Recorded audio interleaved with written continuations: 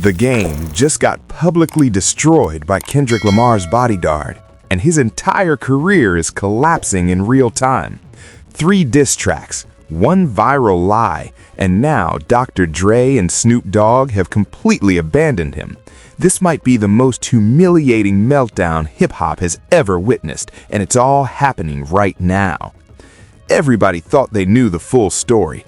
The Game dropped 3 aggressive tracks targeting Kendrick. Fans picked sides. Twitter exploded. That was the version everyone repeated for weeks. But now, Kendrick's head of security just went on record and exposed the Game as a liar. Dr. Dre showed up to Kendrick's Christmas concert while the Game sat home ranting online, and new theories about Kendrick's Super Bowl performance are spreading like wildfire. The whole narrative is twisting because what started as a diss track battle has turned into something way darker, a public execution, a career death in slow motion, and the internet is absolutely losing its mind watching it unfold. Let me break down exactly how this catastrophe started.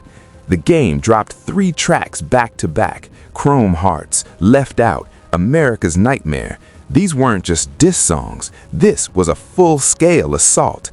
He mimicked Kendrick's voice, stole his flow, screamed King of the West over and over like a man possessed. Every single bar dripped with this toxic desperation disguised as confidence. And here's the wild part. The Game didn't just go after Kendrick's music. He went after his credibility, his authenticity, his entire reputation. He claimed he tried to sign him back in the day, that he saw Kendrick's greatness before anyone else, that he could have made him a star, but Kendrick chose a different path. That story spread everywhere. Blogs picked it up. YouTube channels analyzed it. Fans debated whether it was true. For a few days, it actually seemed like the Game might have a point. But then the nuclear bomb dropped. 2 T's, Kendrick Lamar's head of security, a man who's been with Kendrick since the beginning, a legend in the industry. He stepped forward with receipts that absolutely obliterated the Game's entire narrative. In what insiders are calling the most brutal call-out in hip-hop history, 2 T's went publicly on record and said 5 devastating words: "That never happened. He's lying." Think about that. This isn't some random Twitter user. This isn't the blogger speculating. This is the man who was literally there during Kendrick's come-up, and he's calling the Game a liar directly to the world. The internet erupted into absolute chaos. Reddit threads exploded. Twitter went nuclear. Instagram comments turned savage.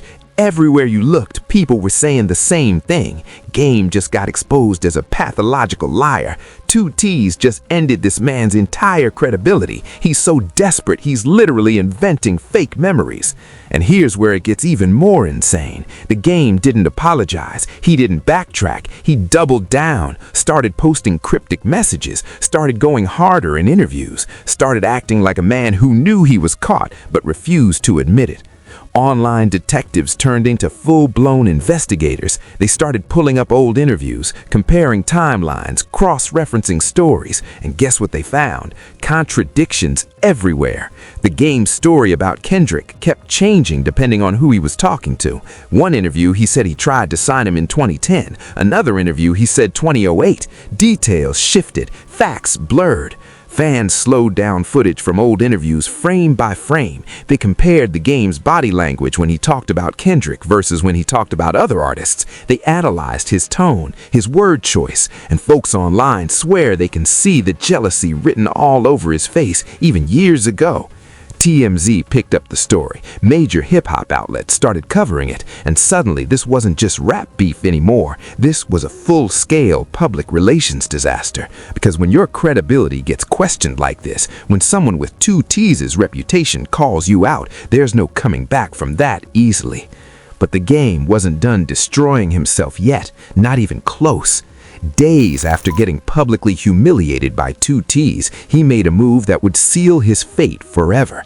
He went on the podcast Back on Thig and launched a vicious personal attack that crossed every line imaginable.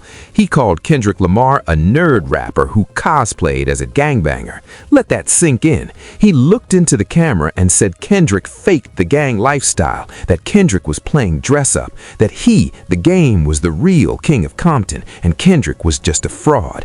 His exact quote went viral instantly. Kendrick was a nerd rapper. He faked the gang lifestyle. I'm the real king of Compton. He's just playing dress up. The backlash was catastrophic. Within hours, the entire hip-hop community turned on him with savage fury. Because here's the thing, everybody who knows anything about Kendrick's life knows that claim is nonsense. Kendrick was born in Compton. His family has documented gang connections. He grew up surrounded by that lifestyle. He witnessed violence firsthand. He lost friends. He lived through the chaos. And instead of glorifying it, he spoke his truth about it. He showed the pain, the complexity, the trauma. Meanwhile, The Game, the man calling Kendrick fake, literally named himself after a gang term and built his entire persona around street credibility. The irony was not lost on anyone. Fans started pulling receipts immediately. Old interviews where Kendrick talked about his upbringing, family members confirming his background, Compton locals vouching for his authenticity, and every single piece of evidence proved The Game wrong. Twitter exploded with brutal comments. This man really called Kendrick fake while wearing red everything for 20 years. 2Ts just ended this man's entire credibility. He's so desperate, he's literally inventing fake memories. And here's where it gets even more insane. The Game didn't apologize. He didn't backtrack. He doubled down, started posting cryptic messages, started going harder in interviews, started acting like a man who knew he was caught but refused to admit it. Online detectives turned into full-blown investigators. They started pulling up old interviews, comparing timelines, cross-referencing stories, and guess what they found? Contradictions everywhere. The Game's story about Kendrick kept changing depending on who he was talking to. One interview, he said he tried to sign him in 2010. Another interview, he said 2008. Details shifted, facts blurred. Fans slowed down footage from old interviews frame by frame. They compared The Game's body language when he talked about Kendrick versus when he talked about other artists. They analyzed his tone, his word choice, and folks online swear they can see the jealousy written all over his face, even years ago.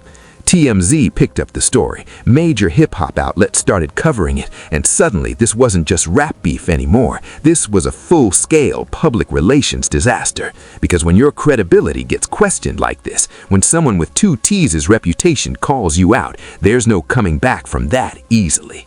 But The Game wasn't done destroying himself yet, not even close. Days after getting publicly humiliated by 2Ts, he made a move that would seal his fate forever. He went on the podcast Back on Fig and launched a vicious personal attack that crossed every line imaginable. He called Kendrick Lamar a nerd rapper who cosplayed as a gangbanger. Let that sink in. He looked into the camera and said Kendrick faked the gang lifestyle, that Kendrick was playing dress up, that he, The Game, was the real king of Compton, and Kendrick was just a fraud. His exact quote went viral instantly. Kendrick was a nerd rapper. He faked the gang lifestyle. I'm the real king of Compton. He's just playing dress up. The backlash was catastrophic. Within hours, the entire hip-hop community turned on him with savage fury. Because here's the thing, everybody who knows anything about Kendrick's life knows that claim is nonsense. Kendrick was born in Compton. His family has documented gang connections. He grew up surrounded by that lifestyle. He witnessed violence firsthand. He lost friends. He lived through the chaos. And instead of glorifying it, he spoke his truth about it. He showed the pain, the complexity, the trauma. Meanwhile, The Game, the man calling Kendrick fake, literally named himself after a gang term and built his entire persona around street credibility. The irony was not lost on anyone. Fans started pulling receipts immediately. Old interviews where Kendrick talked about his upbringing, family members confirming his background, Compton locals vouching for his authenticity, and every single piece of evidence proved The Game wrong.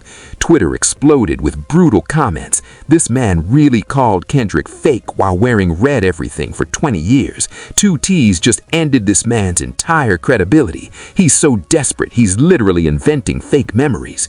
And here's where it gets even more insane. The Game didn't apologize. It didn't backtrack. He doubled down, started posting cryptic messages, started going harder in interviews, started acting like a man who knew he was caught but refused to admit it. and online detectives turned into full-blown investigators. They started pulling up old interviews, comparing timelines, cross-referencing stories, and guess what they found? Contradictions everywhere. The game's story about Kendrick kept changing depending on who he was talking to. One interview, he said he tried to sign him in 2010. Another interview, he said 2008. Details shifted, facts blurred. Fans slowed down footage from old interviews frame by frame. They compared the game's body language when he talked about Kendrick versus when he talked about other artists. They analyzed his tone, his word choice, and folks online swear they can see the jealousy written all over his face, even years ago. TMZ picked up the story. Major hip-hop outlets started covering it, and suddenly this wasn't just rap beef anymore. This was a full-scale public relations disaster. Because when your credibility gets questioned like this, when someone with two T's' reputation calls you out, there's no coming back from that easily. And that's the wound that never healed, because the game built his entire early career on that Dr. Dre association. Dre discovered me. Dre made me. I'm Dre's artist. That was his identity, his credibility, his claim to West Coast royalty. But then Dre moved on, and the person Dre moved on to was Kendrick Lamar. Imagine being the game and watching Kendrick rise, watching him get the Dre cosign, watching him get the respect, watching him become what you thought you were going to be. That kind of fall off hits different when you're watching someone else get everything you wanted. And it's not just about music, it's about legacy. The game wanted to be remembered as the king of the West Coast, but Kendrick came through and redefined what that even means. Kendrick made conscious rap cool again, made vulnerability acceptable, made artistry matter more than street credibility. The game's whole formula became outdated overnight, and he knew it. You can see it in his interviews over the years. The way he talks about Kendrick always has this edge to it, this bitterness, this need to diminish Kendrick's accomplishments. Now, let's talk about the financial situation, because that adds another layer to this desperation. Reports say the game's been dealing with serious money problems for years. Lawsuits, debt, child support battles. His lifestyle didn't match his income anymore. Back in his peak, people estimate he was pulling in millions annually. Tours, album sales, endorsements. But now, industry insiders say his booking fees dropped significantly. His streaming numbers are decent, but nowhere near Kendrick's level. His last few albums underperformed commercially. Meanwhile, Kendrick is out here winning Pulitzers, headlining a Super Bowl, getting hundreds of millions of streams, living like actual royalty, while staying relatively private and drama-free. That contrast creates envy fast, especially when you're someone like the game, who built your career on being the loudest in the room. Watching someone quieter, more strategic, and more talented surpass you in every measurable way, that's psychological torture. And here's where the conspiracy gets interesting. Multiple sources close to the situation claim the game's team actually planned this whole diss track strategy as a publicity stunt. The idea was simple: attack Kendrick, get attention, remind people the game still exists, maybe boost streaming numbers and tour bookings. But it backfired spectacularly because they miscalculated one crucial thing. The culture already chose Kendrick, not just as a better rapper, but as the actual representative of the West Coast, the spiritual successor to the legends, the one who carries the torch with integrity. So when the game came at Kendrick, it wasn't seen as a legitimate beef. It was seen as a desperate attention grab from someone irrelevant trying to force himself back into the conversation. And that's the worst possible look in hip-hop. Now let's talk about the game's history with beefs, because this fits a pattern. He's had public feuds with 50 Cent, Ja Rule, Young Thug, Meek Mill, Sean Kingston, Joe Budden. The list goes on and on. At a certain point, you gotta ask, is everybody else the problem, or is it you? Hip-hop fans noticed this pattern immediately. Game beefs with someone every few years to stay relevant. This man's entire late career strategy is starting drama. He's like that person who creates conflict because they can't create hits anymore. And that's brutal, but accurate. Because look at Kendrick's approach. He stays quiet, focuses on his art, only responds when absolutely necessary. And when he does respond, he annihilates you so completely that you never recover. Ask Drake how that worked out. The game wanted to be Kendrick's Drake situation. He wanted to force Kendrick into a public battle that would elevate him back to relevance. But Kendrick learned from the Drake beef. He learned that sometimes silence is the most disrespectful response possible. because responding to the game would legitimize him. It would put them on the same level. It would give the game exactly what he wants: attention, streams, relevance. So instead, Kendrick did something way more savage. He let the culture handle it. And the culture destroyed the game without Kendrick saying a single word. 2Ts exposed the lies, fans debunked the narratives, legends like Dr. Dre and Snoop showed their loyalty by simply not acknowledging the game's existence. That's the most brutal form of disrespect in hip-hop. Not anger, not a diss track, just complete and total indifference. Industry insiders say the game's team is in full panic mode now. Some people close to the situation claim this was supposed to be a comeback moment, a way to generate buzz for new music, a strategic play to remind people he's still here. Instead, it became a public relations nightmare that exposed every insecurity, every lie, and every desperate move he's made. And the worst part? There's no way out. Apologizing makes him look weak, doubling down makes him look delusional, staying quiet makes him look defeated. He backed himself into a corner, and Kendrick didn't even have to lift a finger. That's the difference between a king and someone pretending to be one. Put all that together, the career decline, the financial struggles, the jealousy, the need for attention, the pattern of manufactured beef, and it looks like the perfect recipe for a complete public meltdown, which is exactly what we're witnessing right now. But here's the part that really hits different, and it's something people aren't talking about enough. This whole situation isn't just about two rappers going at each other. There's real collateral damage happening, real people getting hurt by this chaos. Let's talk about the game's family for a second. His kids are watching this. They're seeing their father publicly humiliate himself on the internet. They're reading the comments. They're seeing the memes. They're watching their dad get dragged by millions of people in real time. That's got to be traumatic. And think about the game himself as a human being, not just a rapper. Deep down, past all the bravado and the tough talk and the Instagram rants, there's probably a man dealing with some serious pain. A man who's watching his legacy crumble. A man who's seeing everything he built get overshadowed by someone younger and better. That doesn't excuse the lies, it doesn't excuse the desperate attacks, but it does make you realize this is deeper than just rap beef. This is a man having a public breakdown because he can't accept that his time passed, and instead of gracefully passing the torch, he's trying to burn down the kingdom. That's sad when you really think about it. Now, let's talk about the other side. Kendrick's team, his family, his friends. They're watching someone they love get attacked with lies and disrespect. They're seeing his name dragged through the mud by someone who's making up stories. That takes a toll, too. 2Ts didn't want to get involved publicly. By all accounts, he's a private person who stays behind the scenes. But he felt compelled to speak out because the lies got so out of control. He had to defend Kendrick's name. He had to set the record straight.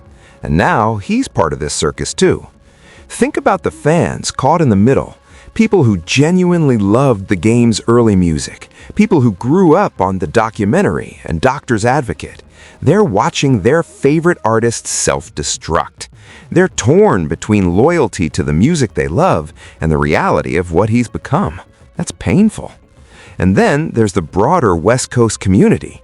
Compton, LA, the culture that both these artists represent. They're watching this ugly situation play out, and it reflects poorly on everybody. It turns hip-hop into a joke. It makes the whole scene look toxic and childish. The leaked audio from the game's recent rants shows a man who's genuinely unraveling. You can hear the desperation in his voice, the anger, the frustration. He's not just playing a character anymore. This is real emotion pouring out, and it's uncomfortable to witness. Meanwhile, Kendrick's silence speaks volumes. He's not gloating, he's not mocking, he's just living his life, performing, creating, supporting his community. That takes discipline, that takes maturity, but it also means he's watching someone he probably once respected completely fall apart, and that can't feel good either.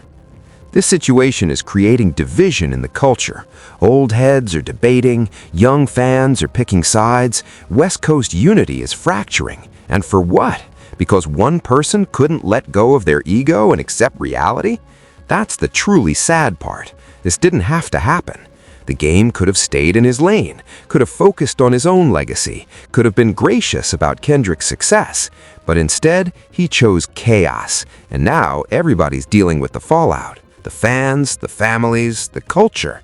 Everybody loses in this situation, except the people making memes and getting clicks off the drama. Now, this whole situation gets even crazier when you realize there are 3 different versions of why the game wasn't at the pop-out concert, and every version contradicts the others. Let me break down this conspiracy because it's genuinely wild. The pop-out happened in June 2024. Kendrick threw the most historic West Coast concert of the decade. The Forum in Inglewood. Every legend, every icon. Dr. Dre performed, Snoop Dogg came through, YG was there, Tyler the Creator showed up. Every single person who matters in LA culture pulled up to celebrate Kendrick and unity. The game? Nowhere to be found. And fans immediately started asking questions. Where's Game? Why isn't he there? This is supposed to be a West Coast celebration and he's missing? The comments were everywhere. So the Game started explaining. And here's where it gets suspicious, because his story kept changing depending on who was asking and when he was asked. Version number 1. I wasn't invited. It's gang politics. My affiliations made it complicated for me to be there safely. He posted this on Instagram in a lengthy caption, made it sound like he wanted to go but couldn't because of street issues, made himself the victim of circumstances beyond his control.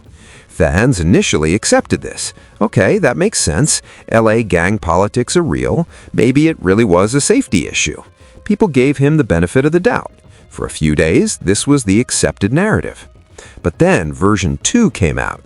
In a podcast interview about a week later, the Game said something completely different. He claimed he feared for his safety at the event, not because of his gang affiliation, but because he thought people might try him, that Kendrick's fans might start problems, that it wasn't a safe environment for him specifically. Hold up, that's a completely different story. Now it's not about gang politics, it's about fearing Kendrick's fan base. That's a massive shift in narrative, and fans immediately caught it. Twitter detectives started comparing the 2 explanations side by side, screenshots, timestamps, exact quotes, and the contradictions were obvious. So which is it, gang politics or fan violence? Those are 2 completely different reasons. But wait, it gets worse. Version 3 dropped during another interview about 2 weeks after the concert, and this time the Game's story changed again. Now he's saying, why would I show up to his event? I'm the real king. I don't need to validate him by being in his audience. This is completely different energy. Now he's acting like he chose not to go, like he was above it, like attending would have been beneath him. No mention of safety, no mention of gang politics, just pure ego. Online detectives went absolutely crazy with this. They created comparison videos, timelines, breakdown threads, and the consensus was unanimous. This man is changing stories like a guilty suspect. He got excluded, and now he's spiraling trying to save face.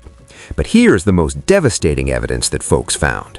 Old interviews before the pop-out, where the Game talked about wanting West Coast unity, where he claimed he was all about putting LA on the map. Fans edited these clips together with his pop-out excuses, and the hypocrisy was stunning. So you support West Coast unity, but only when you're the center of it? You want LA to come together, but not for Kendrick's event? Make it make sense. The deeper fans dug, the more embarrassing it got. They found old tweets where the Game praised the Forum venue, posts where he talked about wanting to perform there, photos of him at other events in Inglewood with no safety concerns. Every piece of evidence contradicted his excuses. And then someone found the smoking gun, a deleted Instagram story from the day of the pop-out.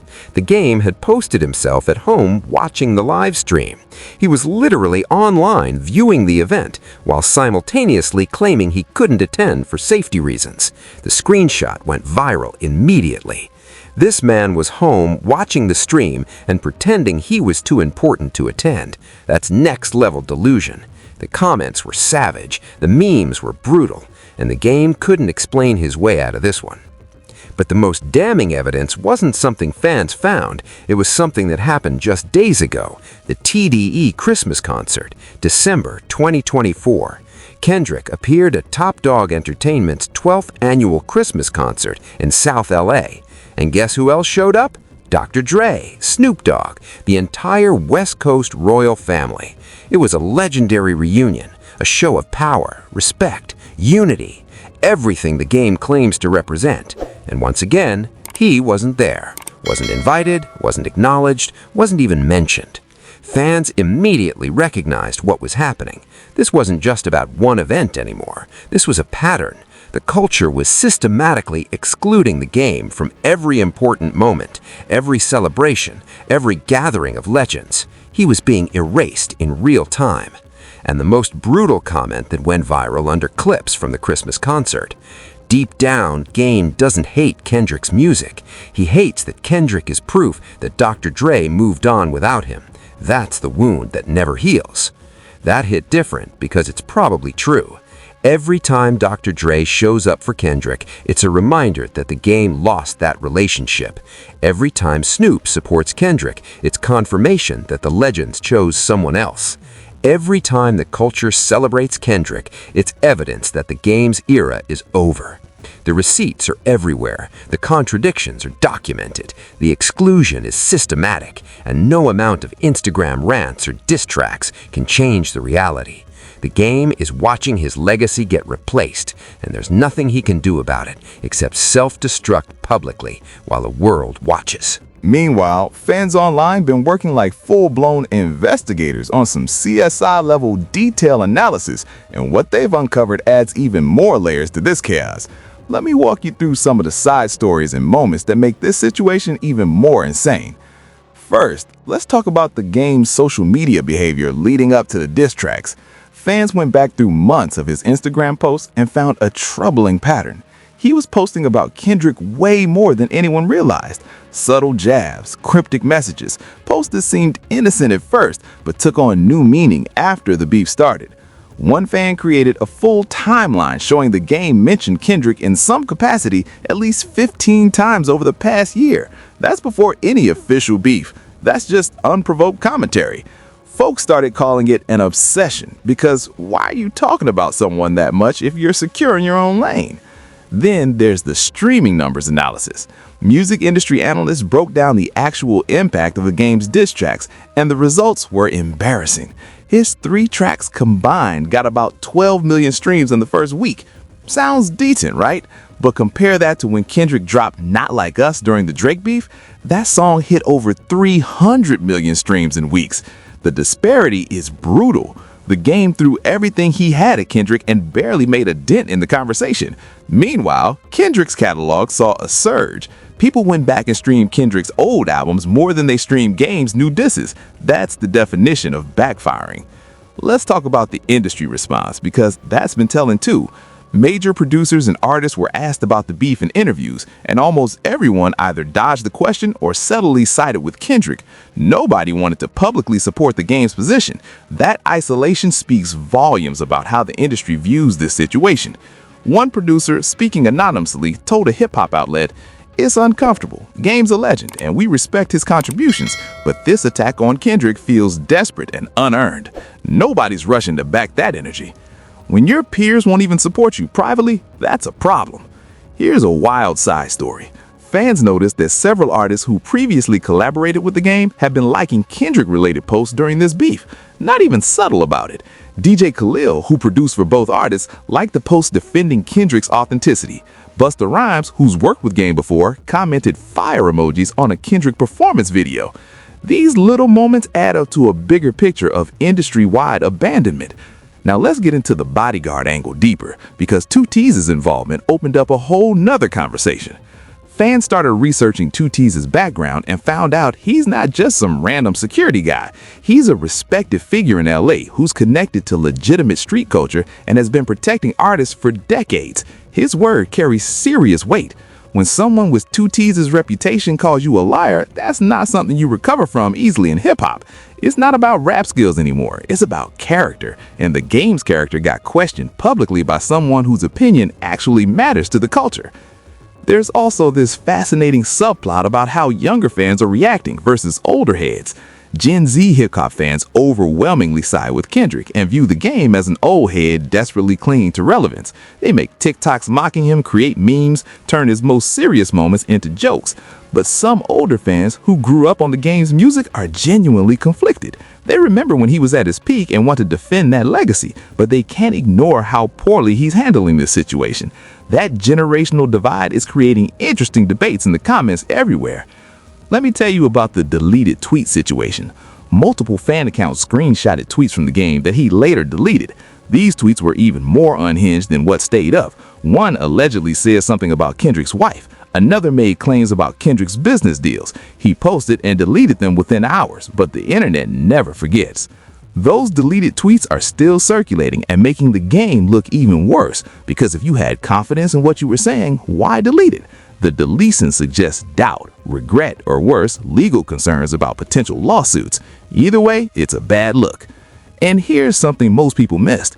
During one of his Instagram live rants, the game accidentally showed his screen for a split second, and eagle-eyed fans caught that he had Kendrick's Spotify page open.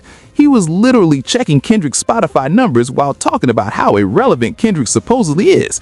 The irony was not lost on anyone, and that screenshot became a meme instantly. There's also speculation about the game's team trying to do damage control behind the scenes. Anonymous sources claim his management reached out to several media outlets trying to spin the narrative more favorably. Allegedly, they offered exclusive interviews and content in exchange for more sympathetic coverage. Most outlets declined because the story was already too one-sided against him. One journalist tweeted, "When publicists start calling you about their client improperly, you know it's bad. They're in crisis mode." That tweet went semi-viral and added to the pile of evidence that the game's situation is dire. Let's keep it real. Everything I'm laying out is based on publicly available information, social media activity, and fan investigations. But the pattern is undeniable. The game is isolated, contradicted, and losing the cultural battle by every measurable metric. And these side stories just reinforce the main narrative. This is a man watching his world collapse while trying desperately to maintain the illusion of control. And this story is still unfolding with way bigger implications than just one beef between two rappers. What we're seeing here is a case study on how modern hip-hop handles legacy, relevance, and the transition of power. This situation raises serious questions about the culture and where it's headed. The bigger conversation is about what happens when legends refuse to pass the torch gracefully. Hip-hop has always been a young person's game. Every generation eventually gets replaced by the next. That's natural, but how you handle that transition defines your legacy forever. Look at artists like Jay-Z, who embraced the next generation. He signed J. Cole, he mentored younger talent, he accepted his role as an elder statesman while still creating music on his terms. That's how you maintain respect. That's how your legacy stays intact, even when you're not the hottest artist anymore. Compare that to the game's approach. Fighting against the inevitable, attacking the person who represents the future, trying to tear down instead of building up. It's not just ineffective, it's destructive to his own reputation, and it shows other aging artists exactly what not to do. This situation is also exposing the dark side of social media and constant connectivity. The game is having a breakdown in real time on Instagram Live for millions to see. 20 years ago, this would have been handled privately, maybe through music, maybe through industry conversations. But now, every thought, every rant, every desperate moment is broadcast immediately and documented forever.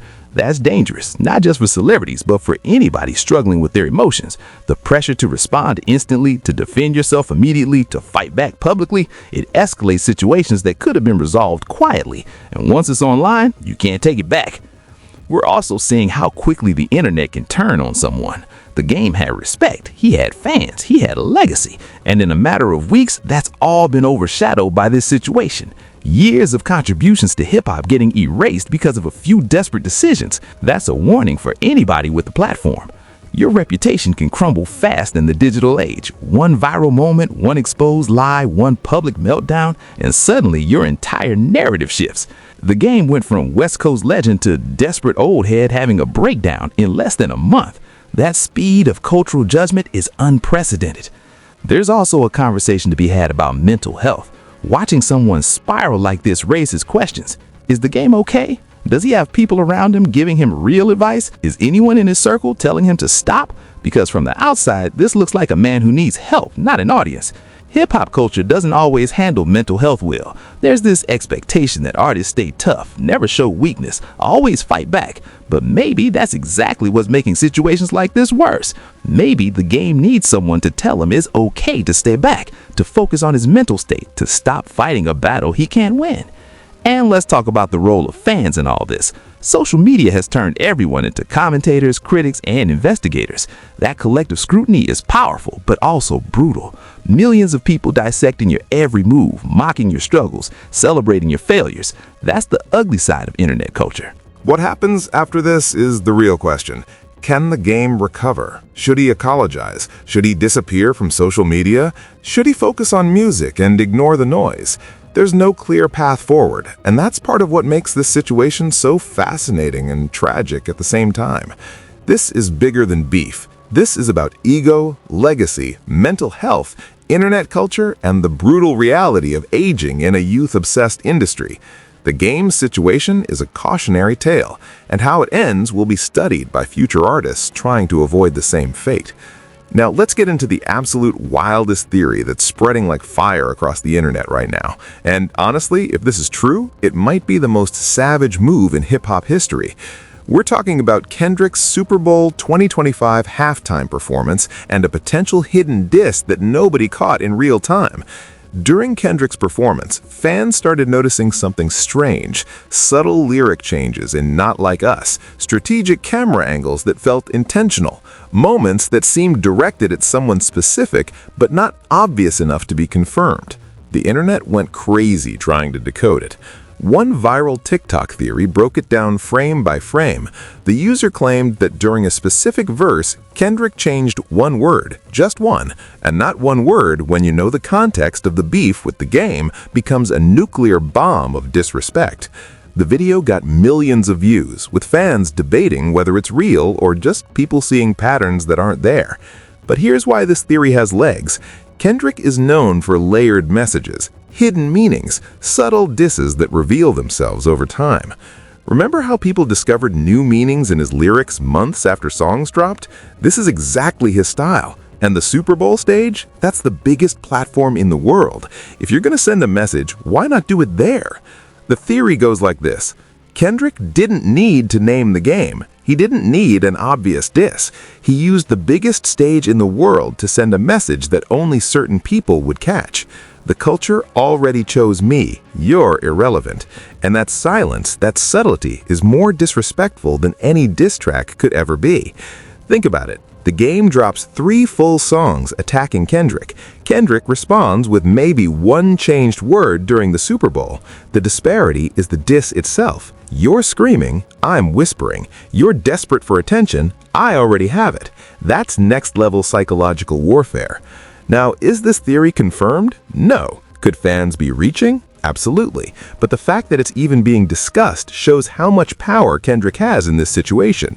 He doesn't have to do anything, and people assume he's playing chess while everyone else is playing checkers. Let's talk about what happens next, because there are 4 possible scenarios, and all 4 of them are fascinating. Scenario 1. The game drops another diss track, but this time, Kendrick actually responds with a career-ending track that makes Euphoria look gentle. That would be nuclear, the internet would break, and the game would never recover. Scenario 2, Dr. Dre publicly sides with Kendrick. If Dre comes out and makes a statement supporting Kendrick and distancing himself from the game, that's the final nail in the coffin, because Dre's opinion carries weight that nobody else's does. His word could end this entirely. Scenario 3, the game continues spiraling. More lies, more contradictions, more desperation, and eventually the culture completely forgets he existed. He becomes a cautionary tale instead of a legend. That's the saddest possible outcome, but also the most likely at this rate. Scenario 4, Kendrick never responds, and that silence becomes the most brutal victory in hip-hop history, because responding would legitimize the game. Silence proves he's not even worth the energy, and that's more disrespectful than anything Kendrick could rap. Industry insiders are allegedly placing bets on which scenario happens. Anonymous sources claim there's real tension behind the scenes about whether Kendrick should respond. Some say his team wants him to ignore it completely. Others think one final diss would end the conversation forever. But Kendrick himself? He's reportedly unbothered, living his life, focused on his art, letting the game self-destruct without interference. Here's the most brutal truth that nobody wants to say out loud. The Game is a legendary rapper. The documentary is a classic. His contributions to West Coast hip-hop are undeniable. But this situation is erasing all of that. Years of good work getting overshadowed by weeks of desperation. That's the tragedy. And Kendrick? He's doing what real kings do, reigning without needing validation, winning without engaging in chaos, thriving while others implode. The Game wanted smoke, but all he got was ashes, and the fire is burning him alive while Kendrick watches from a distance, unbothered and untouchable. This story is not over. More details are dropping. More theories are surfacing. Reports say there might be responses coming from unexpected places. People are analyzing every Kendrick appearance, every Game post, every industry comment. This is the kind of drama that defines eras in hip-hop, and we're living through it right now. So drop your thoughts in the comments. Do you think Kendrick should finally respond and end this once and for all? Do you think the Game can ever recover his reputation after this? Do you believe the Super Bowl conspiracy theory about hidden disses? And most importantly, what do you think happens next in this saga? Make sure you smash that like button, hit subscribe, and turn on notifications because we're covering every single twist and development as this story continues to explode. We're going to break down every theory, every response, every moment. You don't want to miss any of this because hip-hop history is being written right now, and this chapter is absolutely insane. I appreciate every single one of you for rocking with me through this deep dive. This was a lot. This was heavy. This was emotional. But this is the reality of where hip-hop culture is right now. I'll see you in the next video. Stay safe out there. Remember, the internet never forgets. Your legacy is built in moments, and sometimes silence speaks louder than any diss track could ever be. Peace.